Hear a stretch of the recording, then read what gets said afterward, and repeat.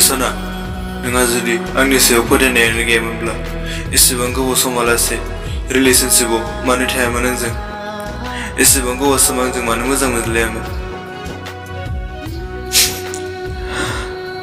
आंनि गोसोखौ दिनै मानो हरखाबै खामग्लिहोलांखो नों सना मा मिजिं लानानै आंखौ मोजां मोनामोन नोङो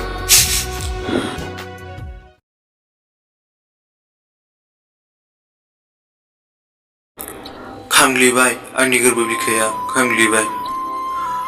नंखाय अननायनि हाखराव गबनानै दिनै आं आंनि गोरबोखौनो गावनो गाव सावनानै लानांबाय मोजां मोननायजों एसेबां फोथायनानै मोजां मोनलायदोंमोन नाथाय दिनै मोजां मोननायानो आंनि गोरबोखौ थेर बेथेर खालामलांबाय